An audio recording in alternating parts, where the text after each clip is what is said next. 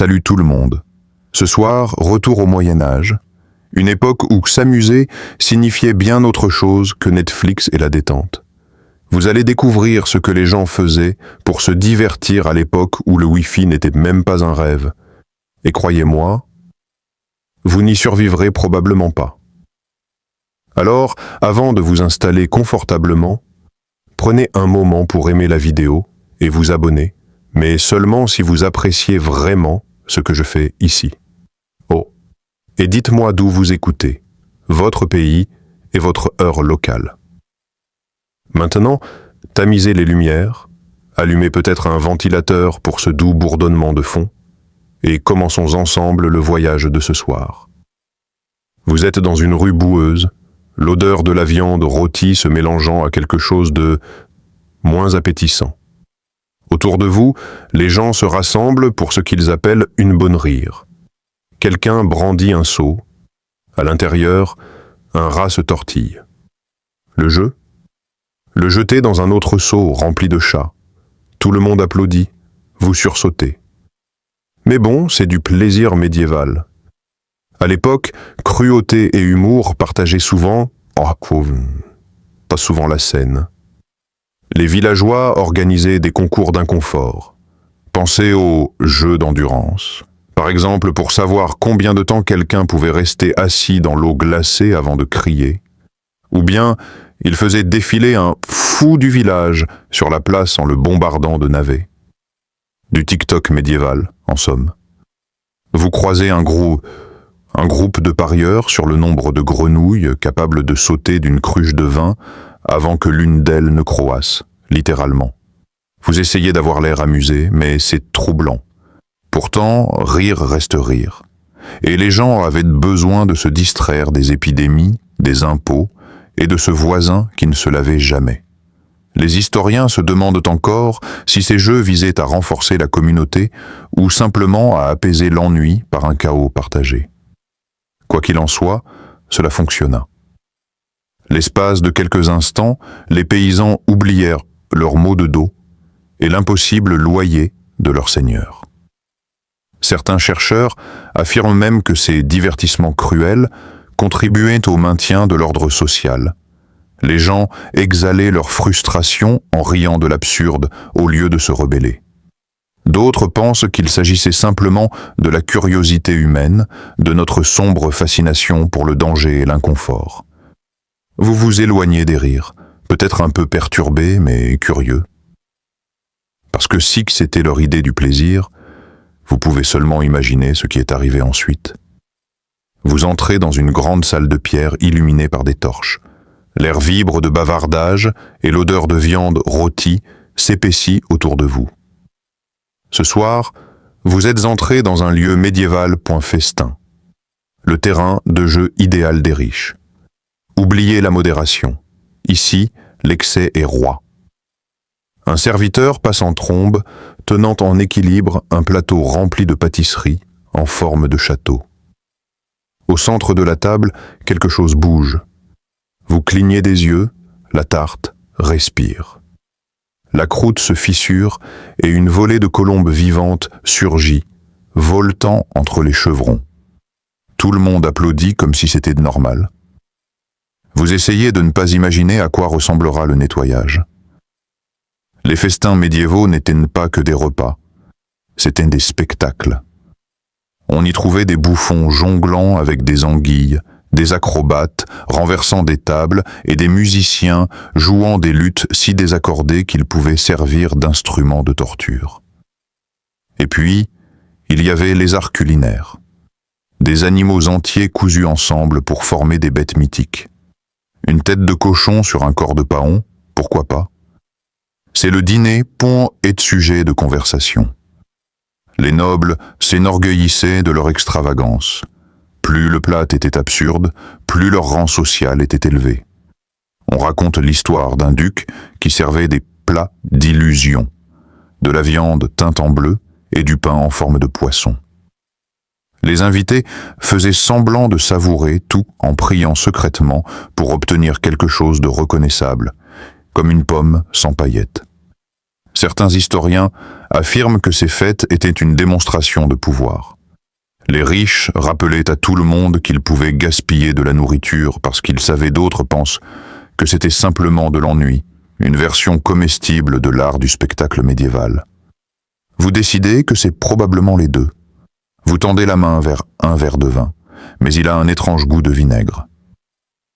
Quelqu'un rit. Apparemment, arroser le verre de votre voisin était considéré comme une blague amicale. Vous souriez poliment et posez discrètement le verre. À la fin de la soirée, les ventres sont pleins, les rires résonnent dans le couloir, et quelqu'un dort à plat ventre dans une tarte. Vous reculez, encore étourdi par l'odeur du cygne rôti et de l'hydromel sucré, et réalisez, pour eux c'est la gourmandise. Était divertissement. Vous vous souvenez du jeu du Sohara de tout à l'heure? Oui. C'est le même esprit, mais avec une meilleure vaisselle. Les rires du banquet s'estompent derrière vous à mesure que vous entrez dans la lumière du jour, pour être accueillis par les acclamations de la foule. Vous êtes maintenant sur la place du village, au coude à coude avec les villageois et les nobles. Une estrade en bois se dresse au centre et les gens, applaudissements. Vous pensez, peut-être une pièce de théâtre, puis vous remarquez les cordes, les cages, le type tenant un poulet, avec des dents limées en pointe. Bienvenue dans le divertissement médiéval, où le plaisir s'accompagnait souvent d'une part de danger. Avant les stades et les thrillers Netflix, les gens se pressaient au spectacle public. Combats d'ours, courses de taureaux, duels simulés et même exécutions mises en scène. Tout cela présenté avec la même excitation qu'un concert aujourd'hui. On frissonne lorsqu'un bouffon annonce le prochain acte. Un combat entre deux hommes pour un chapeau volé. La foule est en délire. On ne peut s'empêcher de penser « tout ça pour des chapeaux ?» Les historiens débattent encore pour savoir si le public a réellement apprécié la violence ou s'il a simplement été attiré par une curiosité malsaine. Mais à en juger par les acclamations autour de vous, peut-être les deux.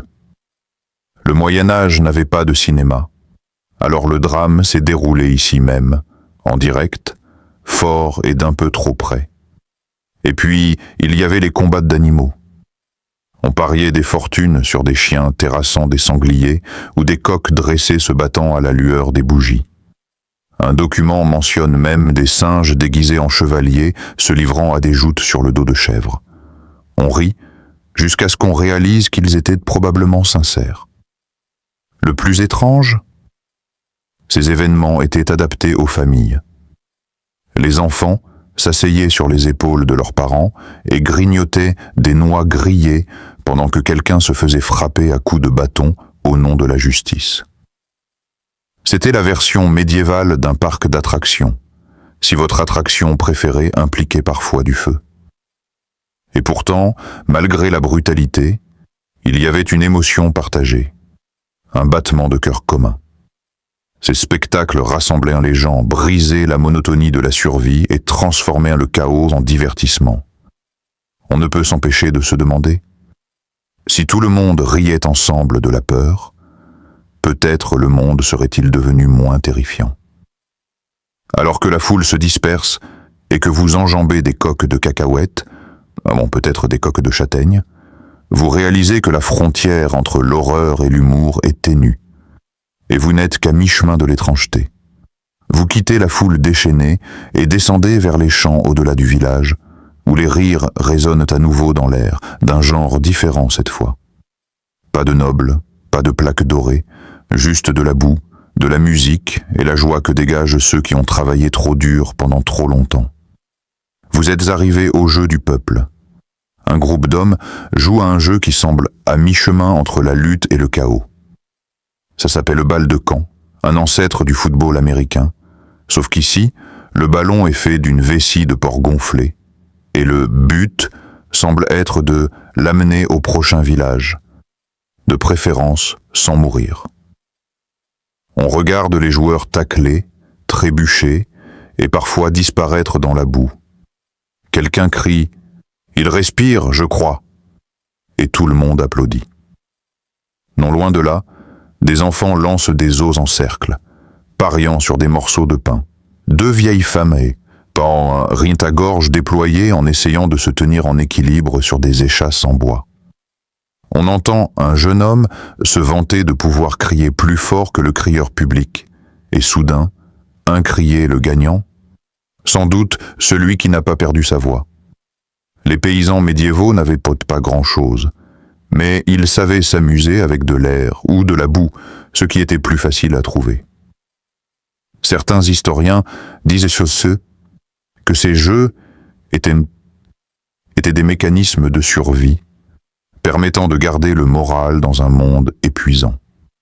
D'autres pensent qu'il s'agissait d'une rébellion subtile, les paysans prouvant que la joie était gratuite. L'idée me plaît. Il y avait aussi des tournois de force et d'endurance, tir à la corde, escalade de poteaux graissés ou lutte contre des cochons. On sourit en voyant l'un d'eux s'éclipser en criant, laissant 3 hommes la tête la première dans la poussière. Si Instagram existait, cette vidéo serait devenue virale. Vous remarquez quelque chose. Le rire ici est différent. Moins cruel, plus humain. Pas de rats, pas de cage, juste un ridicule partagé. Quelqu'un vous tend une chope de bière en bois. Elle a un léger goût de vinaigre, encore une fois, et vous la levez en hommage à la pure résilience du rire. Pourtant, alors que le soleil se couche derrière les collines, on ne peut s'empêcher de se demander comment ces jeux de boue et de muscles se sont transformés en tournois de amour. Parce qu'apparemment, le prochain type de divertissement était entièrement axé sur la romance, et certaines choses devenaient étranges. Alors que la nuit tombe sur les champs, des torches scintillent le long d'une rue étroite, une musique flotte dans l'air, des luttes doux, des tambourins lents et des rires étrangement enjôleurs. Vous suivez la lueur et vous vous retrouvez au cœur d'un décor médiéval. Foire d'amour, bienvenue dans le monde du romantisme courtois, où l'affection était un sport et où gagner le cœur de quelqu'un signifiait souvent une compétition littérale. Un jeune chevalier s'agenouille devant une dame vêtue d'une robe raffinée, tenant un ruban comme s'il s'agissait d'Excalibur. « Pour toi, mon cœur !» déclare-t-il. Elle rougit, puis lance le ruban à un autre homme, histoire de voir ce qui se passe. La foule aime. Il semble que les rencontres médiévales étaient en partie du slam poétique et en partie de la guerre psychologique. Les nobles écrivaient des poèmes d'amour ruisselants de désir, parfois si exagérés qu'on les croirait auditionnés pour un feuilleton. L'un d'eux jurait même que la beauté de sa bien-aimée éclipsait la rosée du matin sur la crinière de la licorne. On essaie de ne pas rire, mais voyons, c'est le summum du flirt médiéval. Les gens ordinaires avaient leur propre divertissement. Lors des fêtes, jeunes hommes et jeunes femmes jouaient à des jeux comme embrasser l'anneau, qui se terminaient toujours par beaucoup plus de baisers que d'activités liées à l'anneau. Il y avait aussi des danses de séduction, où les partenaires changeaient de vitesse à un rythme effréné. Les historiens se demandent encore si ces rituels étaient de véritables expressions d'amour ou un simple spectacle social élaboré. Certains pensent que l'amour courtois conférait aux femmes un pouvoir rare. Elles pouvaient choisir, rejeter ou attirer l'attention dans un monde jusque-là dominé par les hommes. D'autres pensent qu'il s'agissait simplement d'une autre représentation, une façon pour les nobles de flirter en public sans franchir les limites de l'interdit. Et bien sûr, il y avait des compétitions. Des concours de tir à l'arc pour obtenir les faveurs d'une dame, des joutes où les chevaliers s'affrontaient pour une écharpe ou même un simple sourire. On imagine presque quelqu'un murmurer « tout ça pour un mouchoir ?» tandis qu'un autre homme tombe de cheval. Tu ris. L'amour n'a pas beaucoup changé. Il est toujours plein de drames, de spectacles et de poésie maladroite. Mais ici, sous la lumière des torches, il paraît vivant, audacieux et étrangement doux. Et juste au moment où vous commencez à savourer l'ambiance, quelqu'un murmure qu'un sorcier s'installe à la prochaine fête foraine, avec potions, illusions et crâne parlant. Vous ressentez un frisson. L'amour est peut-être étrange, mais la magie, c'est un tout autre niveau. Vous suivez les murmures le long d'un sentier tortueux jusqu'à une clairière éclairée par des feux de joie. L'odeur des herbes et de la résine brûlée emplit l'air, et vous réalisez que vous êtes entré dans une foire médiévale, divertissement mystique. Ici, la curiosité danse avec la superstition, et chacun espère apercevoir quelque chose qui sort de l'ordinaire, ou du moins quelque chose dont il pourra se vanter plus tard à la taverne. Un homme vêtu d'une longue robe agite les bras de façon théâtrale au-dessus d'un chaudron fumant. « Regardez !» s'exclame-t-il. La foule halète lorsqu'une bouffée de fumée violette s'élève. Vous vous penchez et apercevez un garçon derrière lui qui jette de la lavande dans le feu. Une mise en scène classique, et pourtant, ça marche. Le public est enchanté. Non loin de là, une femme prétend prédire l'avenir grâce aux traces d'escargots. Un autre stand propose des pierres philosophales qui ressemblent étrangement à des galets brillants de la rivière. Vous passez devant une tente où un alchimiste autoproclamé fait une démonstration de fabrication d'or. L'astuce ? Du laiton fondu et des bougies. Difficile de savoir s'il s'agit de science, de sorcellerie ou d'un éclairage vraiment créatif. La magie était un divertissement, mais aussi un danger. On flirtait avec l'interdit, astrologie, potions, charme. Un seul mauvais sort, et on pouvait être accusé de sorcellerie. Pourtant, la fascination ne s'est jamais estompée.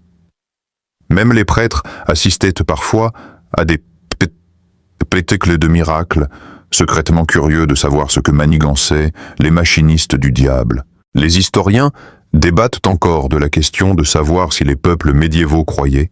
Ils participaient à ces actes ou appréciaient simplement le mystère. Certains disent qu'il s'agissait des premiers scientifiques expérimentant la chimie sous couvert de magie. D'autres pensent qu'il s'agissait d'une pure évasion, d'une pause dans les durs labeurs et les hivers rigoureux. Vous ne pouvez vous empêcher de sourire lorsqu'un soi-disant nécromancien annonce qu'il va invoquer des esprits. Les lumières s'éteignent, un crâne vibre et tout le monde halète, jusqu'à ce que le vent renverse sa bougie. Quelqu'un rit nerveusement. Vous murmurez « De beaux effets spéciaux ». Mais sous les tours et les rires, on perçoit quelque chose de plus profond. L'émerveillement insatiable de l'humanité. Aujourd'hui encore, des siècles plus tard, l'homme poursuit ce même frisson à travers le cinéma, la technologie et ses propres illusions. En quittant la foire, la lueur du feu vacille derrière vous, les cloches se mettent à sonner au loin. Demain, il y a un festival, un Sainte-Anne, dit-on. Mais d'après ce que vous avez vu, la sainteté pourrait prendre une tournure inattendue. Le matin se lève, et les cloches, autrefois sacrées, portent désormais un étrange rythme festif. Vous suivez la musique jusqu'au cœur de la ville, où la place de l'église s'est transformée du jour au lendemain en un lieu à mi-chemin entre carnaval et spectacle comique. Vous êtes arrivé aux fêtes des fous, quand la piété fait une sieste et que la malice règne en maître. Des membres du clergé, ou des personnes habillées de façon suspecte comme eux, dansent en robes colorées, lançant des confettis faits de vieux sermons. Quelqu'un a installé un âne dans le chœur, et chaque fois qu'il braie, la foule crie « Amen ». On hésite entre rire et se signer. Les fêtes religieuses du Moyen-Âge n'étaient pas toujours solennelles. Certes, il y avait des processions, des prières et des jours de jeûne, mais il y avait aussi de la boisson, des jeux et des parodies extravagantes de rituels sacrés. Les historiens disent que c'était une sorte de soupape de sécurité sociale, une journée de chaos pour maintenir l'ordre le reste de l'année. On dirait étrangement que cela ressemble aux fêtes de bureau modernes. Un moine trébuche, coiffé d'un chapeau d'évêque en pin. Un autre joue du luth, une bougie en équilibre sur la tête. Des rires fusent dans la foule, tandis que les sermons se transforment en comptines sur la mauvaise bière et les pieds qui puent. C'est absurde, irrévérencieux et étrangement joyeux. Pourtant, tout le monde n'était pas d'accord. Les chefs religieux débattaient âprement pour savoir si ces fêtes se moquaient de la foi ou l'exprimaient par le rire. Certains les interdisaient purement et simplement. D'autres les défendaient, affirmant que la joie était une forme de dévotion en soi. Vous acquiescez discrètement. Peut-être avaient-ils tous deux raison. La journée s'étire au rythme des concours, de la musique et des danses qui se fondent en quelque chose de presque transcendant.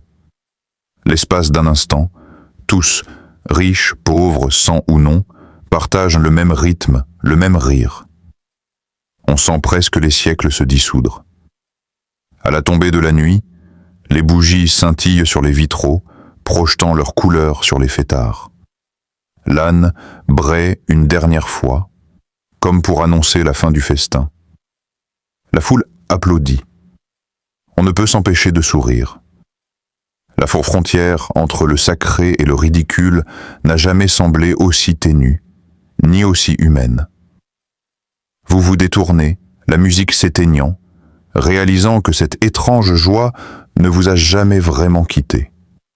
Car même aujourd'hui, sous différentes formes, l'esprit médiéval du jeu perdure, attendant d'être redécouvert. Les rires s'estompent dans la nuit tandis que vous flânez sur un chemin pavé et silencieux. L'air est plus doux et le bruit du festin s'éloigne.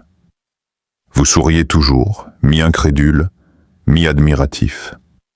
Après tout ce que vous avez vu, des jeux de rats aux faux alchimistes, des banquets nobles aux tournois boueux, il est difficile de ne pas se demander quelles traces subsistent encore de toute cette folie. Et la vérité, c'est beaucoup de choses. Vous croisez un groupe de touristes modernes prenant des selfies près du puits de la vieille ville, riant en faisant semblant de se battre avec des balais.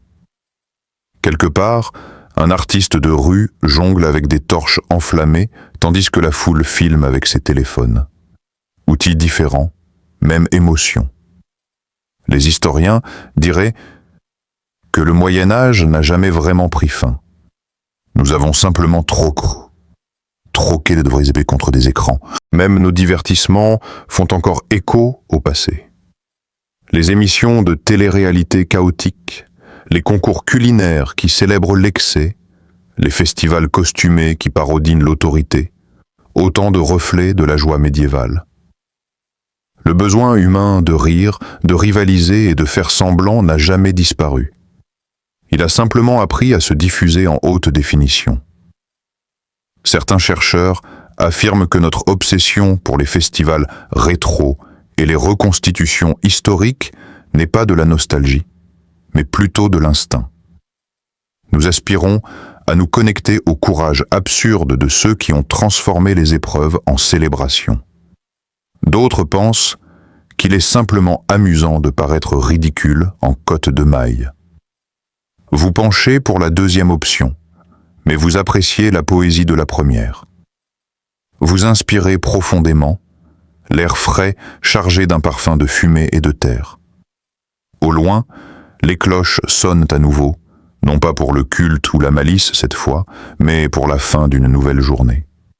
Vous réalisez que ces choses étranges que les gens faisaient pour s'amuser n'étaient pas seulement des bizarreries du passé, c'était la survie, le rire né de la difficulté, la joie née de la pénurie. Et peut-être qu'à votre manière, chaque fois que vous riez de quelque chose de ridicule, vous gardez cet héritage vivant. Maintenant, détendons-nous ensemble. Le vent s'adoucit, emportant le faible écho des luttes et des rires, tandis que vous ralentissez le pas. Vous imaginez le monde devenir silencieux, les torches s'éteignent, les festins se terminent, le dernier écho du chant d'un bouffon s'estompe dans la nuit. Vous inspirez profondément, sentant les siècles s'écouler comme de la brume. Le monde médiéval était peut-être étrange, chaotique et rude, mais il était vivant, débordant de couleurs, de curiosité et d'une joie tenace qui ne s'éteint jamais vraiment. On la sent encore, au plus profond de soi, fredonnant comme une berceuse.